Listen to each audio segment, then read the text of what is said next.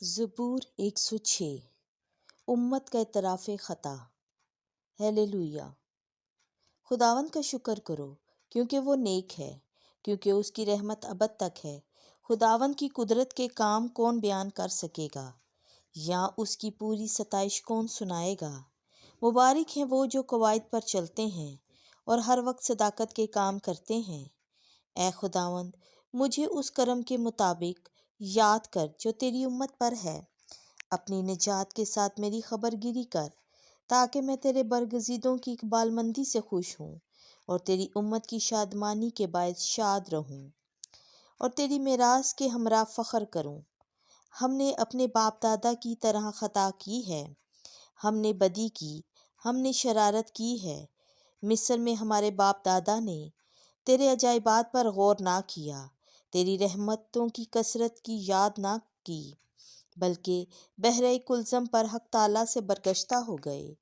پر اس نے اپنے نام کی خاطر انہیں بچایا تاکہ اپنی قدرت کو ظاہر کرے، اور اس نے بحر کلزم کو ڈانٹا تو وہ سوکھ گیا، اور انہیں موجوں میں سے ایسے نکال لایا جیسے بیابان میں سے، اور کینہ ور کے ہاتھ سے انہیں بچایا اور دشمن کے ہاتھ سے انہیں چھڑایا، اور پانی نے ان کے مخالفوں کو چھپا لیا، یہاں تک کہ ان میں سے ایک بھی نہ بچا۔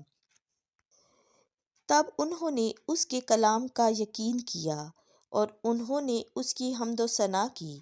وہ جلد ہی اس کے کاموں کو بھول گئے اور اس کی مشورت کا اعتبار نہ کیا، اور انہوں نے بیابان میں حرص سے خواہش کی اور دشت میں خدا کو آزمایا، تو اس نے ان کی درخواست پوری کر دی، پر ان میں لاغری بھیجی۔ انہوں نے خیمہ گاہ میں موسیٰ پر اور خداوند کے مخصوص ہارون پر حسد کیا۔ زمین پھٹی اور داتان کو نگل گئی، اور ابیرام کے گروہ کو ڈھانپ لیا، اور ان کے مجمع میں آگ بھڑکی، شعلے نے شریروں کو جلا دیا۔ انہوں نے حوریب پر ایک بچڑا بنایا اور سونے کی ڈھالی ہوئی مورت کی پوجا کی، اور انہوں نے اپنے جلال کو گھاس کھانے والے بیل کی شکل میں بدل ڈالا، اور اس خدا کو بھول گئے جس نے انہیں بچایا تھا اور جس نے مصر میں معجزے کیے تھے، یعنی حام کی سرزمین میں معجزات، اور بحر کلزم پر تعجب انگیز کام کیے۔ اور وہ کہنے لگا کہ میں انہیں فنا کر دیتا اگر میرا برگزیدہ موسیٰ میرے حضور شفاعت نہ کرتا کہ میرے غضب کو انہیں فنا کرنے سے روک دے۔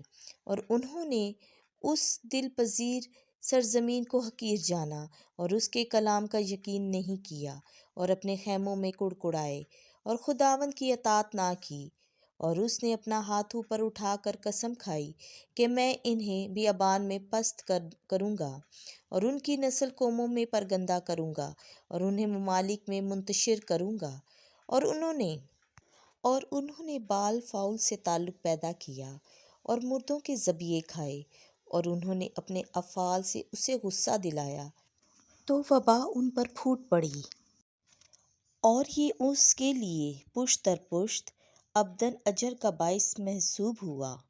اور انہوں نے اسے مریبہ کے چشمے پر بھی غصہ دلایا، اور ان کے سبب سے موسیٰ کو نقصان پہنچا، کیونکہ انہوں نے اسے ناگوار کر دیا، اور وہ اپنے لبوں سے بے جا بول اٹھا۔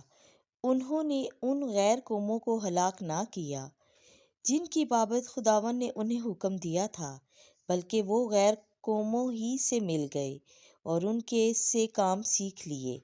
انہوں نے ان کی بتوں کی پرستش کی اور یہ ان کے لیے پھندا ٹھہرا۔ انہوں نے شیاطین کے لیے اپنے بیٹوں اور بیٹیوں کو قربان کیا اور معصوم خون بہایا، یعنی اپنے ان بیٹوں اور بیٹیوں کا خون جنہیں انہوں نے کنعان کے بتوں کے لیے قربان کیا، اور زمین خون سے پلید ہو گئی، اور وہ اپنے اعمال سے غلیظ ہو گئے اور اپنے افعال سے زناکار ٹھہرے۔ اور خداوند کا غضب ان کی امت پر بھڑکا اور اسے اپنی میراث سے کراہت ہوئی، اور اس نے انہیں غیر قوموں کے ہاتھ میں کر دیا، اور ان سے نفرت رکھنے والے ان پر مسلط ہو گئے، اور ان کے دشمنوں نے انہیں تنگ کیا، اور وہ ان کے ہاتھ کے ماتحت ذلیل ہو گئے۔ اس نے اکثر اوقات انہیں چھڑایا اور انہوں نے اپنی مشورتوں سے اسے غصہ دلایا، اور وہ اپنی بدیوں کے سبب سے پست ہو گئے، لیکن اس نے ان کی فریاد سن کر ان کی مصیبت پر نظر کی اور ان کی خاطر اپنے عہد کو یاد فرمایا، اور وہ اپنی رحمت کی فراوانی کے مطابق پچھتایا، اور جنہوں نے انہیں اسیر کیا تھا ان سب کے دل میں ان کے لیے رحم ڈالا۔ اے خداوند ہمارے خدا، ہمیں بچا اور قوموں میں سے ہمیں فراہم کر، تاکہ ہم تیرے قدوس نام کا شکر کریں اور تیری حمد و ثنا پر فخر کریں۔ خداوند اسرائیل کا خدا ابد و اباد تک مبارک ہو، اور ساری امت کہے آمین۔ ہیلیلویا۔